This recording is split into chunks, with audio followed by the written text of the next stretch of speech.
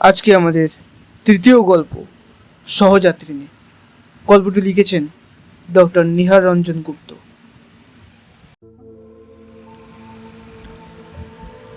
ভৌতিক বা প্রেতের কোনো অস্তিত্ব আছে কি না সে সম্পর্কে আজও আমি যথেষ্ট সন্দিহান। তথাপি সেবার আমার ট্রেনের কামরায় রাত্রে যে ঘটনাটি ঘটেছিল সেটি আপনাদের আজ বলছি, কারণ আজও আমি ব্যাপারটার কোনো মীমাংসা খুঁজে পাইনি। মনে হয়েছে কখনো হয়তো ব্যাপারটা আগাগোড়াই একটা উর্বর মস্তিষ্কের স্বপ্ন কিংবা আমার মনের ভুল।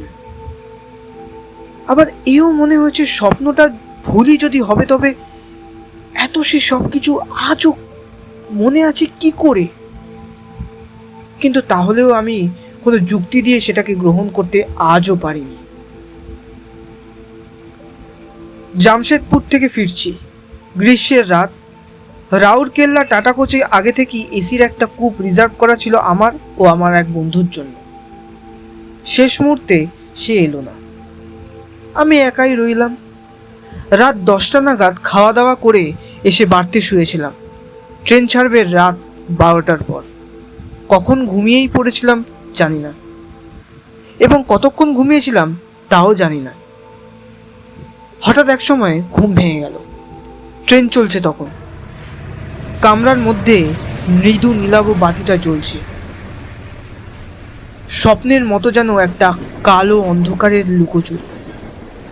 ট্রেনটা কখন ছেড়েছে টের পাইনি। আবার ঘুমাবো বলে চোখ বুজবার চেষ্টা করি, কিন্তু কেন জানি না পারি না। এবং কেমন যেন মনে হয় কূপের মধ্যে আমি একা নেই। তবে কি বন্ধু আমার ঘুমাবার পর কূপের মধ্যে এসে উঠেছে ট্রেন ছাড়বার আগে? কিন্তু উঠে সঙ্গে সঙ্গে আলোটা জ্বাললাম, উপরের বার্তের দিকে তাকালাম, কিন্তু কই, কেউ নেই তো। বার্তা শূন্য। আমারই মনের ভুল মনে করে আলোটা নিভিয়ে শুয়ে পড়লাম। আবার সে মৃদু নীলাভ আলোটা কূপের মধ্যে।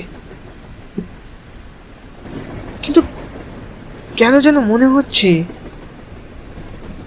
কেউ আছে কূপের মধ্যে।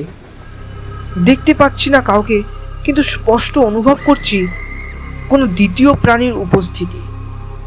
শুধু তাই নয়, কেমন একটা মৃদু সৌরভ যেন নাসারন্ধ্রে এসে প্রবেশ করে। মিষ্টি কোনো ফুলের মৃদু সৌরভ যেন। কিন্তু সেই কূপের মধ্যে তৃতীয় আর কোনো প্রাণী নেই। একটু আগেই দেখেছি কূপের দরজাটাও বন্ধ। তবু যেন মনে হয় আশ্চর্য কেউ ওই মুহূর্তে কূপের মধ্যে আমার আশেপাশেই আছে। চোখ মেলে চেয়ে দেখি কে যেন অত্যন্ত মৃদু নারী কণ্ঠে বলল, একটু উঠে বসুন না। কে? আমাকে একটু বসতে দিন না। কই, কোথাও তো কেউ নেই। কাউকেও তো দেখতে পাচ্ছি না। তবে কে একটু আগে কথা বললে? কই, একটু উঠে বসুন না।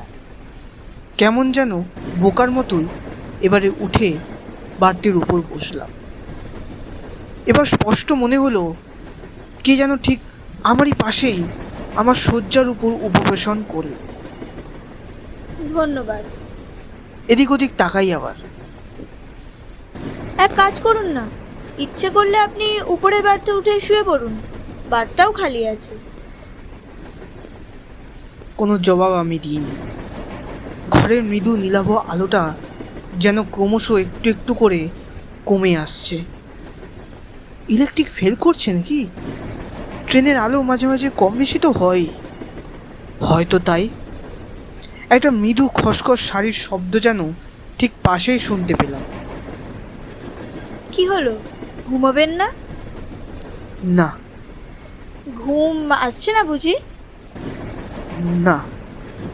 তবে মনে হলো এবারে যেন অন্ধকারে অস্পষ্ট পাশেই দেখতে পাচ্ছি একজন বসে আছে। নিশ্চয়ই তাহলে কেউ উঠেছে।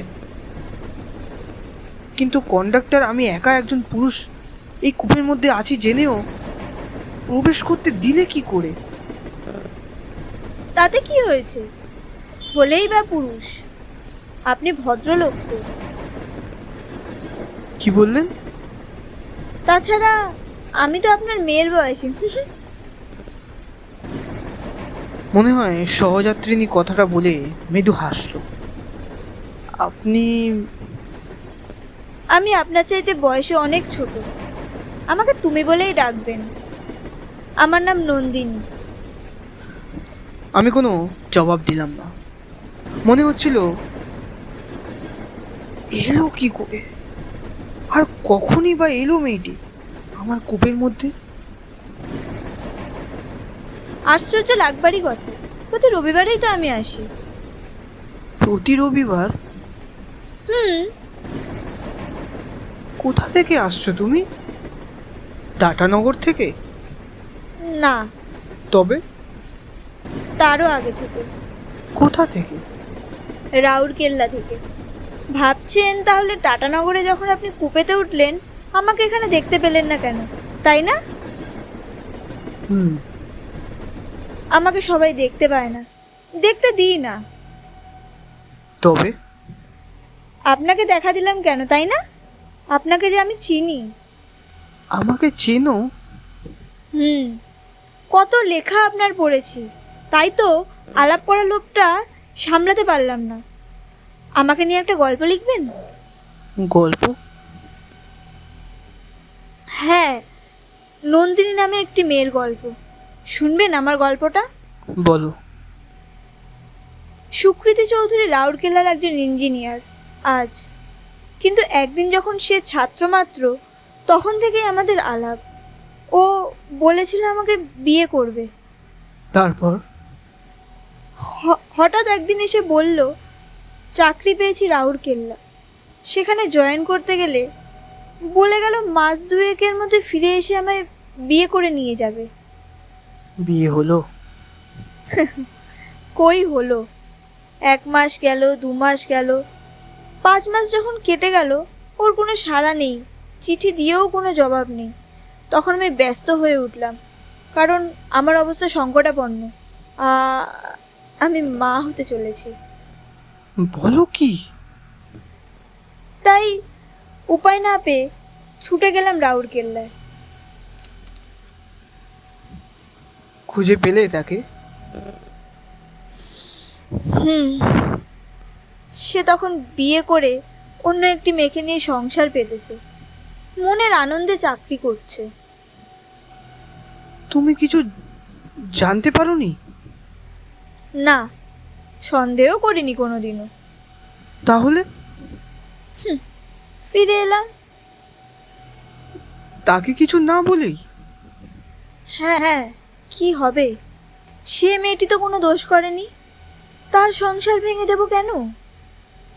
সেও তো আমার মতো একটি মেয়ে। চলে এলাম নিঃশব্দে। চলে এলে? হ্যাঁ, সেও এমনই এক শনিবারের রাত। তারপর? তারপর আবার কি? ফিরে যাব কোথায়? বাড়িতেও আমার উপর সন্দেহের দৃষ্টি বর্ধিত হতে শুরু করেছে। সবাই আমার দিকে সন্দেহের চোখে তাকাচ্ছে। ফুলে ফুলে কাঁদতে লাগলো। আমি কি বলবো বুঝে পাইনি। হঠাৎ ওই সময়ে নন্দিনী উঠে দাঁড়ালো, কূপের দরজা খুলে বের হয়ে গেল। কোথায় গেল? তাড়াতাড়ি আমি উঠে পড়লাম। মৃদু আলো করিডরে, দেখলাম মেয়েটি করিডরের দরজা খুলে বাইরে চলে গেল। কেমন কৌতূহল হলো, দূর থেকে তাকে অনুসরণ করলাম। করিডরের দরজা খুলে বাইরে এলাম, দেখি তখন সেখানে কেউ নেই, কেবল কামরার একটা দরজা হা করে খোলা। ঢক করে উঠল বুকের মধ্যে। কি সর্বনাশ! মেয়েটি চলন্ত গাড়ি থেকে লাফিয়ে পড়ল না তো? খোলা দরজা পথে তাকালাম বাইরের অন্ধকারে। হঠাৎ যেন নন্দিনীর গলা স্পষ্ট কানের পাশে শুনতে পেলাম। যান, গিয়ে শুয়ে পড়ুন, আপনাকে কষ্ট দিলাম, মনে কিছু করবেন না, নমস্কার। কখন ফিরে এসেছি কূপের মধ্যে, কখন শুয়ে পড়েছি কিছুই মনে নেই। ঘুম ভাঙলো তখন ট্রেন হাওড়া স্টেশনে ইন করছে। আজ ট্রেন একটু আগেই পৌঁছেছে, যা রাউরকেল্লা সাধারণত পৌঁছায় না। গল্পটি ভালো লাগলে লাইক করবেন, শেয়ার করবেন, কমেন্ট করবেন এবং সাবস্ক্রাইব করবেন আমাদের চ্যানেল স্যাটারডে স্টোরি ফরেস্ট।